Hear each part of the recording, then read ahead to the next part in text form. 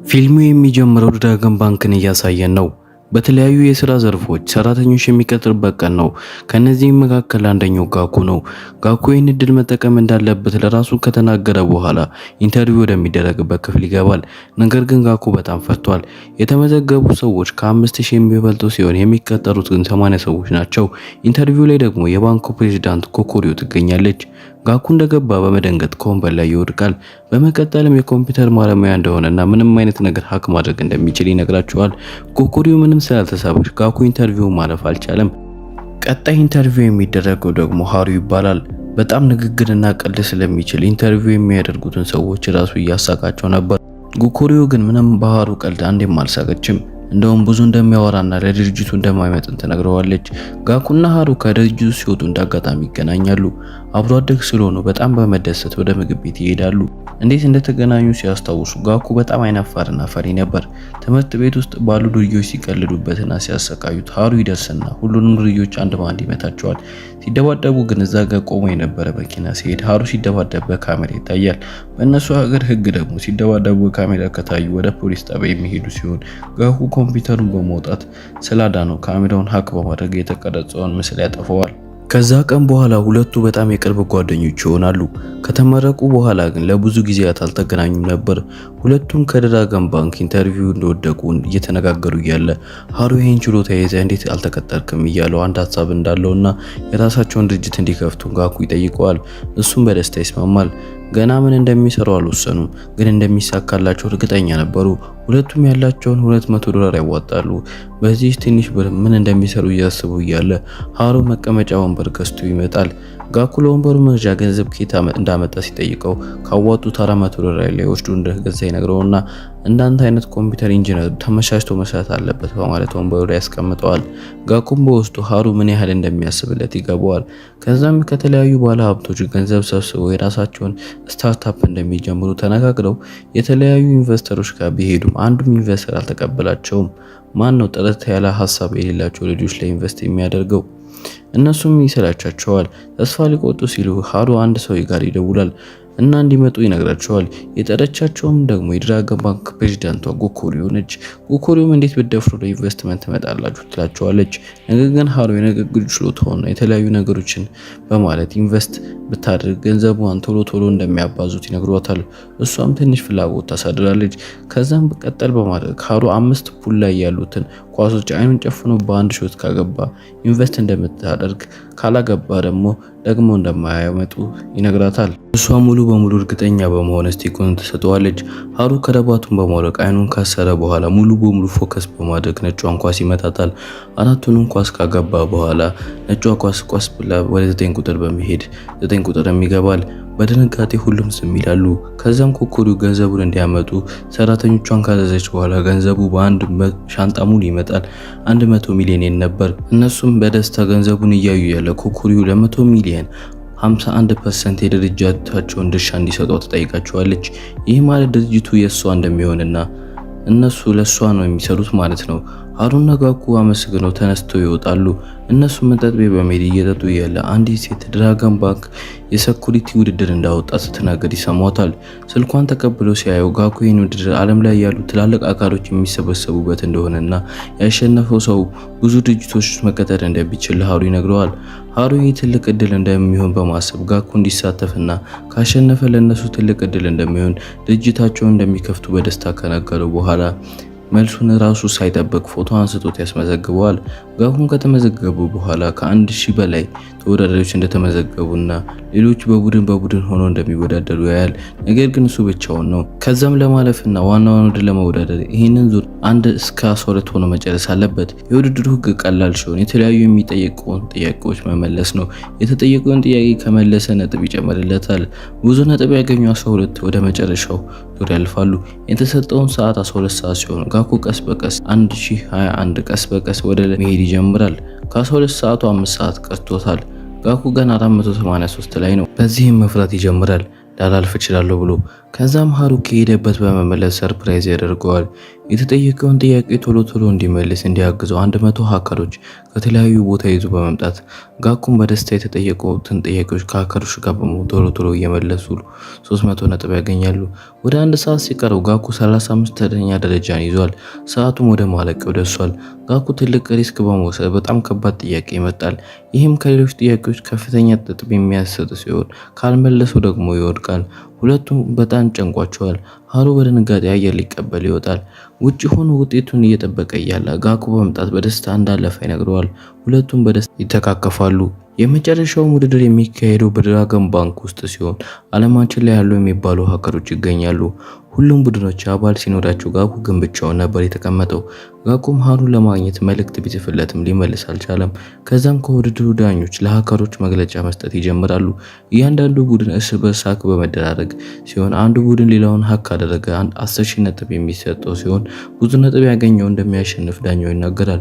ኩኩሪም በመምጣት ውድድሩ እንዲጀመር ታዛለች። ከዛም እንደተጀመረ ሃሩ የባህል ልብስ ለብሶ ባንዲራ ነገር እያውለበለበ ይመጣል። ሃሩ ለጋኩ ዋይፋይ የምትከተው ውድድሩ ከተጀመረ ከአንድ ደቂቃ በኋላ ክተት ብሎት ወደፊት ባንዲራውን እያውለበለበ ይሄዳል። ሌሎች ቡድኖች ዋይፋይን ለማግኘት ሲሞክሩ እምቢ ሲላቸው ጋኩ ደግሞ ልክ ሃሩ እንዳለው ከአንድ ደቂቃ በኋላ ሲሞክሩ ይችላል። እሱ ብቻውን ስለሆነ ዋይፋይ ኮኔክት ያደረገው ሌሎች ቡድኖችን ሃክ ማድረግ ይጀምራል። ከተመልካች ውስጥ አንድ ሰው ሃሩ የሆነ ነገር አድርጓል በማለት መጠርጠር ይጀምራል። ሃሩ እንደ ባንዲራው የያዘው ነገር አልሙኒየም አይነት ሲሆን የዋይፋይ ዌቭ እንዳያልፍ ይከላከላል። ለጋኩ የሰራለት ሃሩ ውስጥ የሚገባ የአበባ ጌጥ ውስጥ ዋይፋይ ስላስቀመጠ ነበር። ከአንድ ደቂቃ በኋላ እንዲሰራ ያደረገው ሌሎች ቡድኖች እንዳይጠቀሙት ኮኔክት እንዳያደርጉት ነበር። አሁን ላይ ሁሉም ቡድን ኮኔክት ማድረግ ችለዋል። ጋኩ ቀድሞ ስለጀመረ የአንደኛ ደረጃውን ይዟል። ጋኩ ብቻውን ስለሆነ ነጥብ ማጣት ይጀምራል። በፍጥነት ደረጃውም ከአንደኛ ወደ መጨረሻ መሄድ ይጀምራል። ጋኩ ተስፋ በመቁረጥ ምንም የማሸነፍ እድል እንደሌላቸው ለሃሩ ይነግረዋል። ነገር ግን ሃሩ ሌላ ሀሳብ ነበረው። ልክ ሰዓቱ ወደ ማለቂያው ሲደርስ ሃሩ ለጋኩ ዋይፋዩን ወደ አወዳዳሪዎቹ ዋይፋይ እንዲቀይር ይነግረዋል። ከዛም ሃሩ መጀመሪያ ይዞት የመጣውን ዋይፋይ ፓስወርድ ይቀይረዋል። ይሄም ሌሎች ቡድኖች ቅድም ዋይፋይ እምቢ ሲላቸው ሃሩ የእሱን ዋይፋይ እንዲያገናኙ ነበር ያደረጋቸው። ፓስወርዱን ሲቀይሩ ሌሎች ቡድኖች እምቢ አላቸው። በዚህም ጋኩ በፍጥነት በማጥቃት ነጥብ ማግኘት ይጀምራል። ከዛም ሌሎች ቡድኖች ዋይፋይ ሳያገኙ ጋኩ ብዙ ነጥብ በማግኘት አንደኛ ወጥቶ ማሸነፍ ይችላል። በዚህም ጉኩሪዮ በጣም ትገረማለች። በማሸነፋቸው ብቻ ሳይሆን በጣም ጎበዝም ስለሆኑ ነበር። እሷም እነሱን በማበረራዊ ቆጫትና በ200 ሚሊዮን 51% እንዲሰጧት ትጠይቃቸዋለች። እነሱ ምንም ሳይሏት ያልፋሉ። ከተመልካቾች አንዱ የሃሩን ስም ይጠራዋል። ይህም ሰውዬ ቅድም የጠረጠራቸው ሰው ሲሆን ኪዳን ይባላል። የተለያዩ ካምፓኒዎች ባለቤት ሲሆን እሱ በ30 ሚሊዮን 15% እንዲሰጡት ይጠይቃቸዋል። እነሱም ድርጅታቸው በእነሱ ቁጥጥር ስር ስለሚሆን ይስማማሉ። ነገር ግን ኪዳን አንድ ነገር ይፈልጋል። በአንድ ወር ውስጥ 3 ሚሊዮንን ካላገኙ ከድርጅታቸው ገንዘቡን ይዞ እንደሚወጣ ይነግራቸዋል። ሃሩና ጋኩ በደስታ ይስማማሉ። ገንዘቡን ካገኙ በኋላ ሃሩ በገንዘቡ የተለያዩ አይነት ፎቶ ይነሳበታል። ያሰቡት ኦንላይን ቢዝነስ ሲሆን የሚነሳውም ደንበኞችን ለመሳብ ነበር። ከዛም ጋኩ ሃሩን ምን እንደሚሸጡ ሲጠይቀው ሃሩ እንደማያውቅ ይነግረዋል። ሃሩ የሰራተኛ ማስታወቂያ ያወጣል። የተለያዩ ሰራተኞች ቢመዘገቡም ያለፉትን ለኢንተርቪው ይጠሯቸዋል። ከነሱም ውስጥ የተለያዩ ጥያቄዎች ቢጠይቋቸውም በትክክል የመለሰችው ታካናሺ ስትሆን የጠየቋትን ጥያቄዎች በአግባቡ ትመልሳለች። እሷንም በደስታ ይቀጥሯታል። ለታካናሺም የሰጧት የዳይሬክተርነት ቦታ ነበር። ታካናሺን በመጀመሪያ ቀን ስትሄድ ቢሮዋቸው የጋኩ ቤት እንደሆነ ስታቅ ትገረማለች። ምንም ሳታማት ትገባለች። ጋኩ ያሉበትን ሁኔታ አንድ በአንድ መናገር ይጀምራል። ከኢንቨስተር ገንዘብ እንደተቀበሉና በአንድ ወር ውስጥ 3 ሚሊዮን የን መስራት እንዳለባቸው ይነግራታል። ታካናሺም ከሰማችሁ በኋላ ሀሳቡ እንዳላት ይጠይቃታል። እሷም የአይ ማሽን እንዲሰሩና የተለያዩ ሰዎች ልደታቸው ሲደርስ ለባለልደቶቹ ስጦታ ምን መስጠት እንዳለበት ሀሳብ የሚሰጥ ሲሆን ሀሳቡን ከሰጡ በኋላ ከነሱ ስጦታውን እንዲገዙ ማድረግ እንደሚችሉ ትነግራቸዋለች። ሃሩና ጋኩን በሀሳቡ ይስማማሉ። ሃሩና ታካናሺ አንድ ላይ በመሆን የስጦታ መሸጫ ድርጅት ሲሄዱ ጋኩ ደግሞ የአይ ማሽኑን ይሰራል። ከ3 ቀን በኋላ ቀለል ሰርቶ ጋኩ አፑን ሰርቶ ይጨርሳል። ሃሩ ሲያየው ግን መጀመሪያ እንዳሰበው አልሆን ይለዋል። ነገር ግን ምንም ጊዜ ስለሌላቸው ታካናሺ ለአይ እንዴት ከስተመር እንደምትቀበል ታሰለጥናታለች። ከዛም ሰሞኑን ሬን ይሉታል። ታካናሺ ስታወራ ሬን ሮቦቷም ታወራለች። ከዛም ታካናሺ ለመጀመሪያ ጊዜ ስለሆነ ካሜራ ላይ ፈታ ነበር። ነገር ግን ፍርሃቷ ሮቦቷም ላይ ያስታውቃል። ይሄ ደግሞ የተለያዩ የሶሻል ሚዲያ አቴንሽን ይስባል። ሬሬ ሮቦቷም ታዋቂ ትሆናለች። ከተለያዩ ቦታ ትዕዛዝ መቀበል ትጀምራለች። ታካናሽም በየሄደችበት ቦታ ሁሉ ሮቦቷን ማሰልጠን ትጀምራለች። ከአንድ ሳምንት በኋላ የሰሩትን ለማየት ሁሉም ተሰብስበዋል። ሲያዩትም የሰሩት 49000 የን ብቻ ነበር። ሁሉም በጨነቅ ይጀምራሉ። በዚህ አይነት 3 ሚሊዮን አንሰራም በማለት ሌላ መፍትሄ ማሰብ ይጀምራሉ። ሃሩ ለምን ከዚህ ሁሉ በኋላ ብዙ ማይታወቁትን እቃ አውጥተን ታዋቂ የሆኑትን ብቻ አንሸጥም ይላል። ታካናሺ ደግሞ ከዚህ በፊት የምትሰራው አበባ መሸጫ ነበር። ወንዶች ለሚወዱት ሰው አበባ ለመግዛት እንደማያቅማሙና አበባ መጫ ላይ እና መሸጥ ላይ ብንሰራ በእርግጠኝነት ስኬታማ እንሆናለን በማለት ሀሳብ ትሰጣቸዋለች። ያለምንም ምርጫ ለመሞከር ይስማማሉ። ታካናሺ ሮቦቷም አበባ እንድትሸጥ አድርጋ ከነበራት ልምድ ማለማመድ ትጀምራለች። አንድ ሰው አበባ ያዛቸዋል ፍቅረኛው ደግሞ ታዋቂ ስለነበረች ሶሻል ሚዲያ ላይ ስትፖስተው ቫይራል ይወጣል። ከዛም በጣም ብዛት ያላቸው ወንዶች እነዚህ የሚያምር አበባ ከየት ማዘዝ እንደሚቻል በተደጋጋሚ መጠየቅ በመጀመራቸው የተለያዩ ደንበኞች አበባ ማዘዝ ይጀምራሉ። አንድ ወር ካለፈ በኋላ ሶስቱም በጭንቀት የሰሩትን ለማየት ተቀምጠዋል። ልክ ሲያዩት ከ3 ሚሊዮን አልፏል። በደስታ ይተቃቀፋሉ። ኪዳን በጣም እንደኮራባቸው ከነገራቸው በኋላ ለነሱ የሚሆን ስጦታ እንዳለው በመናገር አለቃውን ያስተዋውቃቸዋል። እሷም ትልቅ ኮንትራት ከነሱ ጋር መፈራረም እንደምትፈልግና መጀመሪያ ግን እስከሚቀጥለው ወር 20 ሚሊዮን የሚደርስ ሽያጭ መሸጥ እንዳለባቸው ትነግራቸዋለች። ጋኩና ታካናሺ ሲደነግጡ ሃሩ ምን ተማምኖ እንደሆነ አይታወቅም። እንደተለመደው እሺ በማለት እድሉን ስለሰጧቸው ያመሰግናል። ወደ ቤት ከተመለሱ በኋላ ጋኩና ታካናሺ ምን አይነት ስምምነት ነው የተቀበለው? እንደዚህ አይነት ነገር በአንድ ወር ውስጥ ማሳካት ከእውነታው የራቀ ነው እና ማይቻል ነው እንደሆነ ይነግሩታል። ታካናሺ ቀጠል አድርጋ ከዚህ በፊት የሚሰራበት የአበባ መሸጫ 20 ሚሊዮን ለመስራት አንድ አመት እንደሚወስድበትና ቢያንስ በትንሹ 67 ቡክ የአበባ መሸጥ እንዳለባቸው ትነግራቸዋለች። ሃሩ ግን ሌላ ሀሳብ ነበረው። እሱና ጓኩ በመሆን ጭፈራ ቤት በመሄድ ስራ ይቀጠራሉ። ምክንያቱም ብዙ ወጣቶች ወደዛ ቦታ ለመዝናናት ስለሚመጡ ነው። እነሱም አንድ ላይ በመሆን መጠጥ እያስተናገዱ በተጨማሪ ደግሞ የአበባ መሸጫቸውን በደንብ ማስተዋወቅ ይጀምራሉ። በመጀመሪያ ቀን ጋኩ አንዲት ሴት ውሃ ስትደፋበት፣ አንዳንድ ልጆች ደግሞ ጋኩ ሊመቱ ሲሉ ሃሩ በመምጣት እንደ ልጅነታቸው ሁሉንም በአንድ ዋጋቸውን ይሰጣቸዋል። ከዛ ቀን በኋላ ከደንበኞቹ ጋር በደንብ ተግባብተው የአበባ መሸጫቸውን በደንብ ማስተዋወቃቸውን ይቀጥላሉ። የተለያዩ ደንበኞቹን በብዛት መሸጥ ይጀምራሉ። ታካናሺም ከሮቦቷ ጋር ሆና በደንብ መስራቷን ትቀጥላለች። ነገር ግን ምንም እንደዚህ ቢሰሩ አሁንም 20 ሚሊዮን ለመብላት ብዙ ብር ይቀራል። ይሄ ደግሞ ሶስቱንም ከፍተኛ ጭንቀት ውስጥ ይከታቸዋል። ሶስቱም ቢሆን የተለያዩ ኳሊቲዎችና ጋኩ ደግሞ የአበባ መሸጫው ሳይቱን በደንብ ማስተካከሉን ይቀጥላል። ጋኩ ባስተካከለውም የአዳዲስ ነገሮች ታካናሺን በትዕዛዝ ትሞላለች። ከብዙ ጊዜ በኋላ የማያልፍ ነገር የለም። አንድ ወር አልፎ የሰሩትን የሚያዩበት ቀን ይመጣል። አብሮ ተቀምጦ ሲያዩ 20 ሚሊዮን አልፏል። ልክ ጋኩ ሲያዩ እንባው መቆጣጠር አቅቶት በደስታ ማልቀስ ይጀምራል። ከተቃቀፉም በኋላ ወደ ኪዳን አለቃ በመሄድ የደረሱበትን ሲያሳዩት እሷ በጣም በመገረም ኮንትራክቱን እንፈራረም ትላቸዋለች። እነሱም የድርጅታቸውን ስም ትሪሊየን ጌም ብለው ያወጡለታል። እነሱም የመጀመሪያ ኢንቨስትመንት 100 ሚሊዮን ይዘው ወደ ቤታቸው እንደተመለሱ ገና ደስታቸውን ሲያጣጥሙ ችግሮች መስማት ይጀምራሉ። ድራገን ባንክ የእነሱን አይነት ኤ ማሽን ወደ ገበያ ያመጣል። ይህ ማለት ባላቸው ታዋቂነትና ፋይናንስ የነጋኩን አበባ መሸጫ ገደል ገባ ማለት ነው። ይህ ዜና ደግሞ ሶስቱንም በጣም ያስደነግጣቸዋል። ጉኮሪዮ እንደዚህ አይነት ነገር ታደርጋለች ብለው አልጠበቁም። ስለዚህ ድራገን ባንክ ለመፋለም በማሰብ ሃሩ ለጋኩ እና ለታካናሺ አዲሱን የትሪሊየን ገም ድርጅታቸውን ትልቅ ዝውውርና ስኬት የሚሆነውን አዲሱን እቅዱን መናገር ይጀምራል። ካሁን በኋላ አበባ እንደማይሸጡና አዲስ የጨዋታ ፕሮግራም እንደሚለቁ፣ ተጫዋቾቹ ካሸነፉ ሽልማት የሚያገኙበት ሃሩ በአጭሩ ያሰበው ትሪሊየን ጌም ካምፓኒ ወደ ጌሚንግ ካምፓኒ ሊቀይረው ነው ያሰበው። እዚህ ደግሞ ብዙ ሰዎች ያስፈልጋሉ። ስለዚህ በራሳቸው እንደ አዲስ ከሚከፍቱ 100 ሚሊዮን ተጠቅመው የጌም ካምፓኒ ከገዙ በኋላ በእነሱ ፍላጎት የፈለጉትን ጌም እንዲፈጥሩ እንደሚያደርጓቸው ይስማማሉ። በቀጣዩ ቀን ሃሩና ጋኩ በመሆን የጌም ካምፓኒ ለመግዛት መዞር ይጀምራሉ። ግን እንዳሰቡት ቀላል ሊሆንላቸው አልቻለም። አንድም የጌም ካምፓኒ ሊሸጡላቸው ፈቃደኞች አልነበሩም። እነሱ ግን ተስፋ ሳይቆርጡ በመጨረሻ ላይ አንዳንድ ወጣት ልጆች የተለያዩ ትላልቅ ካምፓኒዎች አንዳንድ ጌም ፕሮግራም የሚያደርጉን ያገኛሉ። እነዚህ ልጆች በጣም ጎበዝ እንደሆኑ ካረጋገጡ በኋላ አሁን ላይ ግን ትልቅ የገንዘብ ችግር ላይ እንደሆኑ ሲያውቁ ሃሩ ኢንቨስት እንደሚያደርግ ከነገራቸው በኋላ አንድ ጌም እንዲሰሩለትና ማርኬት ላይ ካሉ አሉ ከሚባሉ ጌሞች ጋር የሚወዳደር ይላቸዋል። እነሱም ሃሩን ቆራጥነት ካዩ በኋላ ሊቀላቀሉት ይስማማሉ።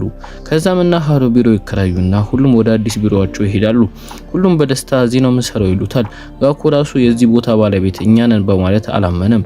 ቀጠል አድርገው አንድ ላይ በመሆን አዲስ ለሚሰሩት ጌም መወያየት ይጀምራሉ።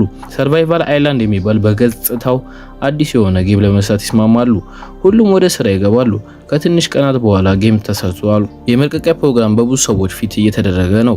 ሁሌም አዳዲስ ነገር ይዞ የሚመጣው ሃሩ ወደ አዳራሹ ይገባል። ስለ ጌም አጭር ንግግር ካደረገ በኋላ የጌሙ ካራክተር ሆሪ እንደሆነ ይነግራቸዋል። ሆሪ በጣም ታዋቂ የሆነ የጌም ፕሮዲውሰር ሲሆን ብዙ ድርጅቶችን ከሱ ጋር እንዲሰሩ የሚፈልጉት አይነት ሰው ነበር። ሆሪ ከትሪሊየን ጌም ካምፓኒ ጋር ኮላቦሬት እንዳደረገ ለተጋባዥ እንግዶች ይናገራል። ይሄ ደግሞ በሶሻል ሚዲያ እንዴት ሆሪ ከነሃሩ ጋር መስራቱ መነጋገሪያ ይሆናል። እውነታው ግን ታዋቂ ሆሪ ሳይሆን አንድ ተዋናይ ነው። ልክ እንደ ሆሪ ለብሶ የመጣ አስመሳይ ነበር። በዚህም ኃይለኛ በሆነው የሃሩ እቅድ ሁሉንም ሰዎች ያታልላሉ። ትሪሊየን ጌም ካምፓኒ ወደ 2 ቢሊዮን የሚሆን ገንዘብ ከተለያዩ ኢንቨስተሮች ይሰበስባሉ። ሰርቫይቫል አይላንድ ጌምም የሃሩ የመጀመሪያ እቅዱ ሲሆን ይህንን የጌም አይዲያ የፈለገው ገንዘብ ለመሰብሰብ ሲሆን እውነተኛ እቅዱ ግን ትልቅ የሚዲያ ድርጅት እንደሆነና በዚህም ድራገን ባንክ እንዲወድቅ እንደሆነ ለጋኩ ይነግረዋል። ጋኩም የሰማውን ባለማመን በጣም ይደነግጣል። ሃሩ ወደ ኪዳን በመሄድ አዲስ ፕሮፖዛል ያቀርብለታል። እሱም ጃፓን ላይ ትልቅ የኢንተርቴንመንት ኢንዱስትሪ እንዲገነቡ ነበር። ነገር ግን ኪዳን ምንም አይነት ፍላጎት አላሳየም። ሃሩን በንዴት ከዛ ተነስቶ ይወጣል። በነጋታው ታካናሺ ጋኩን አስቸኩላ በማስጠራት ለሰርቫይቫል አይላንድ የሰበሰቡት 2 ቢሊዮን ወጪ እንደሆነ ተነግረዋለች።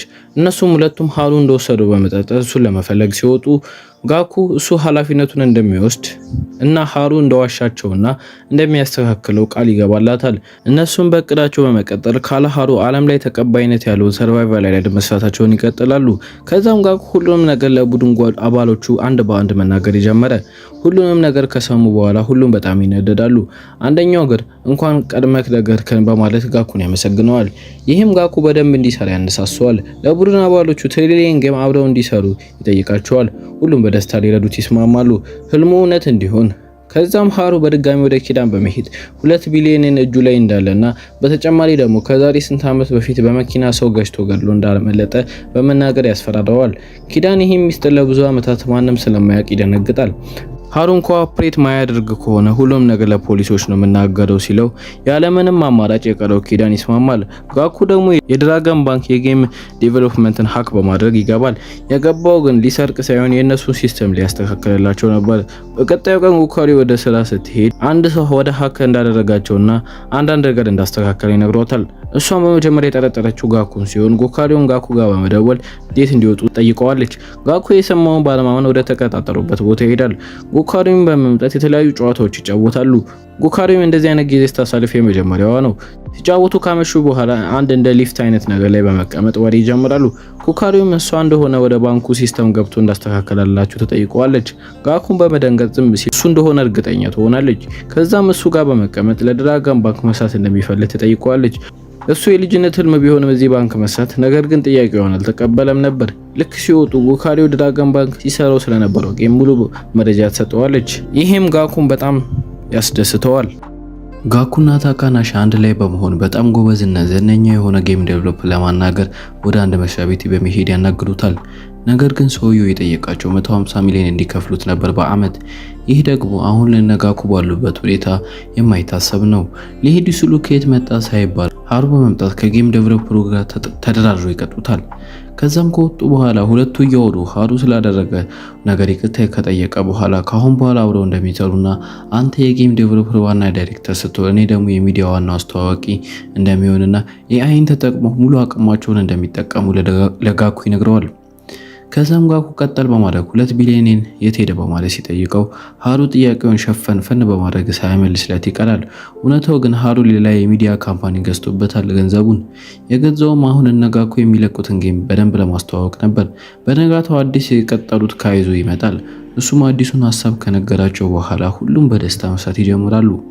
ሁሉም እያመሹ ያለምንም ሀዘንና በደስታ ስራቸው መስራታቸውን ይቀጥላሉ። ጠንክረው በፓሽን ከሰሩ ስኬት ከነሱ እንደማይርቅ አምነዋል። የድራገን ባንክ ባለቤት የሆነው የኩኩሪዮ አባት ሲሆን በጣም አደገኛ ሰው ነው። አሁን ላይ አዲስ የሰሩትን ጌም ይለቁታል። ሚዲያ ያለውን ሀያልነት በመጠቀም በደንብ ማስተዋወቅ ይጀምራሉ። የባስ ብለውና ሃሩ አዲስ የቀጠሉትን ካይዞ በማስፈራራት ከነሱ ጋር እንዳይሰራ እና መስራቱን የሚቀጥል ከሆነ ከባድ ትምህርት እንደሚያስተምረው በመናገር ያስፈራረዋል። ካይዞን በመፍራት ከትሪሊየን ካምፓኒ ሊለቅ እንደሆነና ድራገን ባንክ መስራቱን ሊቀጥል እንደሆነ ለሁሉም የቡድን አባሎቹ በመናገር ይወጣል። ነገር ግን ሃሩና ጋኩ ተከትለውት ከነሱ ጋር መስራቱን እንዲቀጥልና ሰዎች ከልባቸው የሚወዱትን ጌም እንዲሰሩና በጌም ሽያጩ ላይ 3% ድርሻ እንደሚሰጡት ይነግሩታል። ነገር ግን ካይዞ ሳይቀበላቸው ትቷቸው ይሄዳል። በድራገን ድርጅት ውስጥ ባለቤት የሆነው ኮኮሪዮ አባት ንግግር በማድረግ ላይ ነው። ከዛም ይህንን ጌም የሰራው ሰው ብሎ ማስተዋወቅ ሲጀምር ካይዞ ወደ መድረክ ይወጣና እድሉ ስለተሰጠው አመስግኖ ቀና ሲል ሃሩና ጋኩን ያያቸዋል። እሱም ጭንቅላቱ ላይ አሁን የተነጋገሩትን ንግግር ድቅን ይልበታል። ትንሽ ካመነታ በኋላ ከድራገን ባንክ እንደወጣና ትሪሊየን ካምፓኒ እንደተቀላቀለ ይሄ ሁሉ ሰው ባለበት ይናገራል። ሃሩና ጋኩ በጣም ደስ ብሏቸው ማጨብጨብ ይጀምራሉ። በዜና የሚከታተሉትም የትሪሊየን ካምፓኒ ቡድኖች ይደሰታሉ። የድራገን ባንክ ባለቤት የሆነውም ሰውዬ በንዴት አጨብጭቦ ምንም ሳይል ከመድረኩ ይሄዳል። ኪዳንና ሃሩ ትልቅ የሚዲያ ካምፓኒ ባለቤት የሆኑ ሲሆኑ ይሄ ደግሞ ድራገን ባንክን በሚዲያ ለመጠር ይጠቅማቸዋል። አሁን ትሪሊየን ጌም ሁሉም ነገር የተሟላ ስለሆነ ጠንክሮ መስራት ነው። በአጭር ጊዜ ውስጥ አዲሱን ጌም ይለቃሉ። ገና ከመለቀቁ በጣም ታዋቂና ተወዳጅነት ያተርፋል። ሰዎች ራሱ በየመንገዱ በሁሉም ቦታ መጫወታቸውን ቀጠሉ። ከዛም የጌም ራንክ ቀስ በቀስ ወደ አንደኛነት መሄድ ይጀምራል። በአንድ ሳምንት ውስጥ ብቻ ወደ 700,000 ሰዎች ዳውንሎድ ያደርጉታል። ከዚያም በኋላ ከጌም ገንዘብ ማግኘት ይጀምራሉ። ተጫዋቾቹም ገንዘቡን በማስገባት እንደ ስፒን በመጫወት መሸለም ይጀምራሉ። ተጫዋቾቹም ብዙ ገንዘብ በማስገባት ብዙ ገንዘብ እንዲያሸንፉ ማድረግ ተጀመረ። ይህ ደግሞ ተጫዋቾች በብዛት ገንዘብ እንዲያስገቡ ያደርጋቸዋል። ይህ ደግሞ ትሪሊየን ጌም ብዙ ብር እንዲሰራ ያደርገዋል። በትንሽ ሳምንታት ውስጥ ትሪሊየን ጌም ብዙ ዳውንሎድ ከተደረጉ ጌሞች ውስጥ አንዱ መሆን ቻለ። ይህም አዲሱ ሪከርድ ሲሆን የትሪሊየን ካምፓኒ ወደ 5 ቢሊየን የን እንዲሰራ አደረገው። ሁሉም እዛ የሚሰሩት ሁሉም ሚሊዮነር በመሆናቸው በጣም ይደሰታሉ። ይህ ደግሞ ለድራገን ባንክ ውድቀት ሊሆን ነው። ከዛም ሃሩ አሁን ባገኙት ገንዘብ ኢንቨስት አድርገው የትሪሊየን ጌም የሚባል የቴሌቪዥን ጣቢያ እንዲከፍቱና የተለያዩ የኢንተርቴይንመንት ፕሮግራም ያለው የምግብ ዝግጅትና ጨዋታዎች እንዲያቀርቡ ለጋኩ ይነግረዋል። ይህ ደግሞ ከዚህ በፊት የነበሩ ማንኛውም የግል ድርጅት አድርጎት የማያውቀው ሲሆን ድራገን ባንክ ሞክሮት አያውቅም። ከትንሽ ቀን በኋላ እነ ጋኩ ሰርቨር ላይ ብዙ ሰዎች በመግባታቸው ሰርቨሩ ክራሽ ያደርጋል። ነገር ግን ጋኩ ያለምንም እረፍት ለብዙ ቀናት ሰርቶ ሁሉንም ወደ ክላውድ ያስተላልፈዋል። ከአሁን በኋላ ብዙ ሰው ቢገባም ሰርቨራቸው ምንም አይሆንም። ሳይጠበቅ ድራገን ባንክ ደግሞ ከውጭ ድርጅት ጋር ስምምነት ይፈራረማል። ይህንንም ያደረጉት የነ ሃሩ ድርጅት ለመጣል ነበር። ይሄ ሁሉንም ጭንቀት ውስጥ ሲከታቸው ግን ምንም ነገር የማያቅተው ሃሩ እንደለመደው አንድ ትልቅ ሀሳብ ያመጣል። የተለያዩ ሰዎችን እንዲስብ በጣም ጎበዝ የሆነ ጋዜጠኛ ለማናገር ይሄዳል። ግሩፕም ቢጋሲም ሲባል ከሱ ጋር ከመነጋገር ወደ ሬስቶራንት ይሄዳሉ። በዚህ ሰዓት ደግሞ ቢጋሲ እየሰራ የነበረው አነስ ስላለ ቴሌቪዥን ጣቢያ ነበር። ቢጋሲ ከዚህ በፊት ትልቅ ለሆኑ ናሽናል ቲቪ የሚሰራ ሲሆን በአንድ ቀን የናሽናል ቲቪ አመራሮች አንድ ከባድ ስፖንሰራቸውን ላለማጣት ብለው የውሸት ዜና ሲያስነግሩ ታማኝና እውነተኛ የሆነው ቢጋሲ ግን በገዛ ፈቃዱ ስራውን ይለቃል። ይህንን የሚያውቀው ደግሞ ሃሩ የነሱ ሚዲያ የሆነውን ትሪሊየን ቲቪ እንዲቀላቀል መጀመሪያ የነበረውን ስም እንደሚመልስና ምንም አይነት የውሸት ዜና እንደማይለቁ በመናገር ከቢጋሲ ጋር መደራደር ይጀምራሉ። ድርድራቸውን ፍሬ አፍርቶ የነሱ ሚዲያ ይቀላቀላል። ከዛም ፈጠን ብሎ የመጀመሪያ ፕሮግራማቸውን አየር ላይ ያወጣሉ። ይሄ ደግሞ የተለያዩ ሰዎች አይንን ይስብና በጣም ጥሩ አስተያየት ከመላው ጃፓን መሰጠት ይጀምራል። ይሄ ደግሞ አዲስ ለሚጀምር ሚዲያ ትልቅ ስኬት ነበር። ይሄም ሁሉንም በጣም ደስተኛ ያደርጋቸዋል። ስፖንሰርሺፕና ከተለያዩ ማስታወቂያዎች ትሪሊየን ቲቪ ወደ 250 ሚሊዮን መስራት ጀመረ። ተቀናቃኛቸው የሆነው ድራገን ባንክ ይህን ነገር በቀላሉ መቶ ስላልቻለ አዲስ ነገር ያስተዋውቃል። ይሄ ደግሞ ከትልቅ ሚዲያ ጋር ፓርትነር እንደሆኑና እነሱ የሚሰራው ቀጥታ ከሪሞት ቁጥጥር እንደሆነና በዚህ 3 ዓመት ውስጥ ድራገን ሚዲያ ትልቁ የኦንላይን ሚዲያ እንደሚሆንና ኮኮሪዮ ቀጥታ የነሱ ስም በመጣት ለትሪሊየን ቲቪ ቻሌንጅ እንዳላ ስትናገር ንግግሯን እየተከታተሉ ሲከታተሉ የነበሩ እነ ጋኩ ይደነግጣሉ። ይሄ ደግሞ በሁለቱ ድርጅቶች ግልጽ የሆነ ጦርነት እንደተጀመረ ማሳያ ነው። በዚህም ምክንያት የተለያዩ ሚዲያ ላይ በመጀመሪያ ገጽ መውጣትና መነጋገሪያ ይሆናሉ። እስካሁን ባለው የተለያዩ አይዲያ ሲያፈልቅ የነበረው ሃሩ ትሪሊየን ቲቪ በአዲስ ስትራቴጂ በመምጣት ምላሽ መስጠት እንዳለባቸው በመናገር ድራገን ባንክ ፓርትነር ከሆነ ከቴሌቪዥን ማኑፋክቸር ጋር እነሱ ደግሞ በጃፓን ውስጥ ታዋቂ የሆነው ማንጋ አሳታሚ ድርጅት ማናገር እንዳለባቸውና ከዛም ወደ ራሳቸው ጣቢያ በጣም አሪፍ በሆነው ሲሪየስ እንደሚቀጡት ይነጋገራሉ። ሶስቱም አንድ ላይ በመሆን ወደ ማንጋ ማሳተሚያ ሲሄዱ ኮኮሪው ደግሞ ቀድማ ገብታ ኮንትራት ተፈራርማ እየወጣች ነበር። ይሄ ደግሞ የመጀመሪያ ፊልም ያሸንፋሉ። ነገር ግን ሃሩ ለኮኮሪው ሊያገኘት እንደሚፈልግና የአኒሜውን ኮንትራት እንድታሳየው ደጋግሞ ይጠይቃታል። እሷ መጀመሪያ አንድ ነገር እንዲያደርግላት እንደምትፈልግ ትነግረዋለች። እሱ ምንድነው ሲላት አንተና ጋሁ እስከ ህይወታቸው ፍጻሜ እንዲታዘዟት ነበር። ነገር ግን ሃሩ እንደዚህ አይነት ነገር እንደማይቀበል በመናገር ከቦታው ይሄዳል። የድራገን ባለቤት ኪዳንን በማግኘት ከሱ ጋር ማርኬቲንግ ላይ እንዲሰራ ከተስማማ ከባንኩ ላይ ሼር እንደሚሰጠው ይነግረዋል። ከዛም ኪዳን ለብቻ ሆኖ ብዙ ካሰበ በኋላ በስተመጨረሻ ለሃሩ ይነግረዋል። እሱም ማንም ከኔ ጋር እንዲሰራ እንደማላስገድድ እና ከፈለክ ከሱ ጋር መስራት ትችላለህ ይለዋል። የድራገን ባንክ ባለቤት አዲስ ዜና ይነገረዋል። ይሄ ደግሞ ኪዳን ስምምነቱን እንዳልተቀበለ ነበር። ይሄም ያስገርመዋል። ኪዳን አሁንም ከትሪሊየን ጌም ካምፓኒ ጋር ነው መስራት የፈለገው። በቀጣዩ ቀን ሃሩና ጋኩ በድጋሚ ወደ አኒሜ ድርጅቱ በመመለስ እድላቸውን ሊሞክሩ ይሄዳሉ። ዳይሬክተሯን ግን ከነሱ ጋር መስራት እንደማይፈልጉ ተነግረዋለች። እቺ ዳይሬክተር ከባለቤቱ ጋር ሆና ድርጅቱን ከምንም አንስታ እዚያ ያደረሰችው ሲሆን ነገር ግን የተለያዩ አኒሜ ብትሰራም አንዱም ተቀባይነት አላገኘም ነበር። አሁን ላይ የጣፈችው ሚሊዮን ኦን ዘ ዊንድ የሚለው አኒሜ ደግሞ በጣም ደስ የሚል አኒሜ ስለሆነ ሃሩ ፈጠን ብሎ እሱን አኒሜ ወደ ፊልም እንደሚቀይሩት ይነግራታል። እሷን በመገረም ከዚህ በፊት አንድ ሰው ስራዋን ማያላት የነበረችው ማናጀር በአንዴ ስራዋ ወደ ፊልም ሊቀየር እንደሆነ ስታቅ በደስታ ታሪኩን ለሃሩ ትሰጠዋለች። ከአኒሜ ድርጅቱ ጋር ምንም ኮንትራት ባይፈራረምም ይሄ ለነሱ ትንሽ ስኬት ነች። ከዛም ሃሩ በፍጥነት አዲስ ቡድን በማቋቋም አኒሜው እንዲነበብና ወደ ፊልም እንዲቀየር ያዛል። በቀጣይ ቀን ፕሬስ ኮንፈረንስ ያዘጋጃል። ሃሩ ወደ መድረክ በመሄድ ከአኒሜ ካምፓኒ ጋር ኮላቦሬት እንዳደረገና ሚሊዮን ኦን ዘ ዊንድ የሚለውን አኒሜ ወደ ፊልም እየቀየሩት እንደሆነና በ6 ወር ውስጥ እንደሚያልቅ ሲነግራቸው ሁሉም ይደነግጣሉ። ምክንያቱም አኒሜ ፊልም በ6 ወር እንዴት ያልቃል ብሎ ነው። ከዛም ጋኩ ወደ መድረክ ጠርቶት ቀጣዩ ንግግር ማድረግ ይጀምራል። ጋኩ የአይ ዴቨሎፐር እንደሆነና አዲስ የሰራውን ደግሞ የፈለጉትን አኒሜ ሲን በደቂቃ የሚሰራ አፕ ያስተዋውቃል። ከዛም አንድ ጋዜጠኛ በመነሳት የአኒሜ ካምፓኒው ከድራገን ባንክ ጋር ያለውን ውል ካቆመ በጣም ብዙ ብር ቅጣት እንደሚከፍል ሲናገር ሃሩ ቀጠለው ያደርግና እሱ ምንም ችግር እንደሌለውና ትሪሊየን ቲቪ ወጪውን እንደሚሸፍን ይናገራል። ይህንን ሁሉ ስታዳመጥ የነበረችው ኮኮሪው ሃሩ የአኒሜ ካምፓኒውን እንደወሰደባት ስትሰማ በንዴት መውጣት ትጀምራለች። በዚህም ትሪሊየን ቲቪ ብቸኛውን የአኒሜ አሰራጭ ይሆናል። በዚህ ብቻ አላበቃም። ድሉ ይህንን ትልቅ ስምምነት በመስማማት ትሪሊየን ቲቪ ጃፓን ካሏቸው ትልቁ አራተኛ የቴሌቪዥን ጣቢያ ሆነ። ከዛም ሪሞት ኮንትሮልም ጨመሩበት። ይሄ ደግሞ ለድራገን ባንክ ሁለተኛው ውድቀት ነበር። በዚህ ከቀጠለ ድራገን ባንክ መጨረሻው አያምርም። ከዛም የድራገን ባንክ ባለቤት የሆነው እነ ሃሩም በሙሉ በመጣት ለስብሰባ ይቀመጣሉ። ባለቤቱም ትሪሊየን ቲቪ ጌም ሁሉንም ድርጅቶቹን ለመግዛት 70 ቢሊዮን የን ያቀርብላቸዋል። ሃሩ ብዙ ሳያስብ እንደማይስማማ ይናገራል። የድራገን ባንክ ባለቤትም ራሱን እንደ ባንክ እያየ እንደሆነና ይሄ ፊልም የሚቀጥል ከሆነ ብዙ ካፒታል ወይም ገንዘብ ያለው ሰው እንደሚያሸንፍና ያላቸው አማራጭ ራሳቸውን በድራገን ባንክ ውስጥ ስር መሆን እንደሆነ ይነግረዋል። ሃሩም ተነስቶ በመሳት ትሪሊየን ጌም በራሱ ስር እንደሚሆንና ትሪሊየን ጌም በቅርቡ እንደሚበልጠው ይነግረዋል። እዛ ክፍል ውስጥ ያሉ ሰዎች በሙሉ ጸጥ ይላሉ። ምክንያቱም የድራገን ባንክ ባለቤትን ከዚህ በፊት እንደዚህ አናግሮት የሚያውቅ አልነበረም። የድራገን ባንክ ባለቤትን እንደዚህ አይነት ንግግር ስላልጠበቅ በጣም ይናደዳል።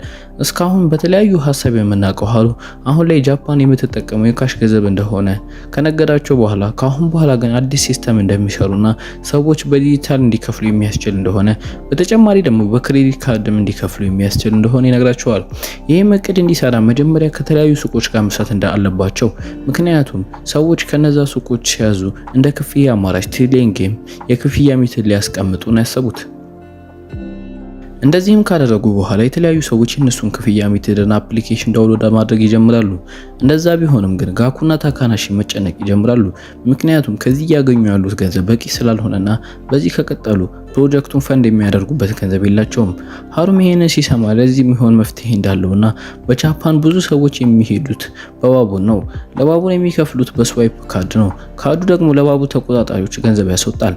ካርዱን ለመስራት ነገር ግን ትሪሊየን ጌም ከባቡር ተቆጣጣሪዎች ጋር መስራት ከጀመሩና እነሱ ሄደው ለዚህ መፍትሄ እንዳላቸውና ካርዱን ከሚጠቀም የስልኩን አፕሊኬሽን ቢጠቀም ምንም ወጪ እንደሌለው ለኃላፊው ከነገሩት በኋላ እሱም ጥሩ ሐሳብ እንደሆነና ብዙ ወጪ እንደሚቀንስ ካመነበት በኋላ ወደ ዋናው ዳይሬክተር ይወስደዋል። ሲገቡ ግን ጎኩሪውን ቀድማ ውስጥ ነበረች። ምክንያቱም የድራገን ባንክ የኦንላይን ክፍያ ሲስተም ይህንን ሐሳብ ይዘው ነበር የቀረቡት።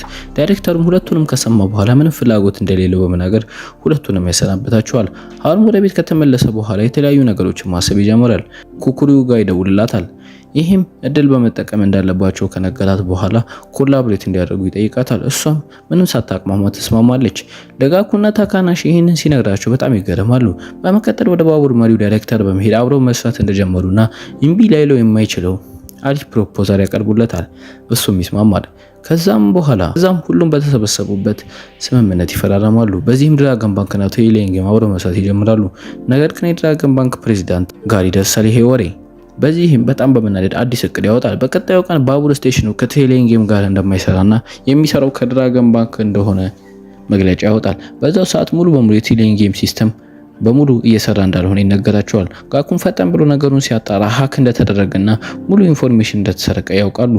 ምንም ቢያጣሩ ግን ማን ሀክ አድርጎ እንደገባ ማወቅ አልቻሉም። ከዛም በኋላ የድራገን ባንክ ባለቤት ካሁን በኋላ ድርጅታችሁ ሊወድቅ እንደሆነና ትሪሊየን ጌም ማዳን ከፈለክ ተንበርክከ ለምነኝ ይለዋል።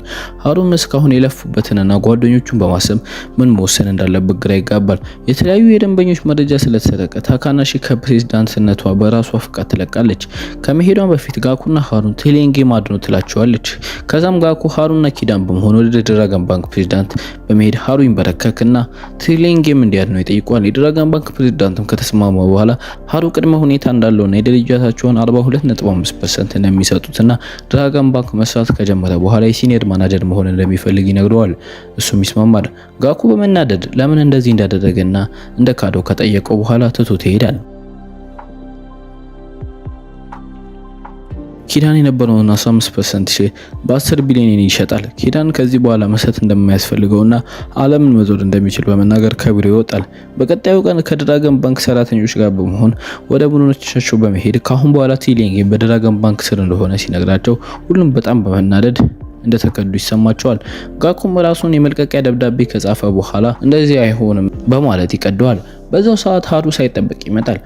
ሁሉንም ነገሮች መናገር ይጀምራል። እሱ ሼሩን የሸጠውና ያደረገው የድራገን ባንክ ፕሬዝዳንት የሰራቸውን የተለያዩ ወንጀሎች ለመሰብሰብ እንደሆነና እስካሁን የሰበሰበው መረጃ እሱን ለማሳሰር እንደማይበቃ ከነገረው በኋላ እንዲደረው ይጠይቀዋል። በንጋታው ሃሩና የድራገን ባንክ ፕሬዝዳንት ሲወጡ ጋኩ እንደ ጽዳት ሰራተኛ አስመስሎ በመግባት የድራገን ባንክ ፕሬዝዳንቱን ኮምፒውተር ሀክ በማድረግ የተለያዩ መረጃዎችን ይወስዳሉ።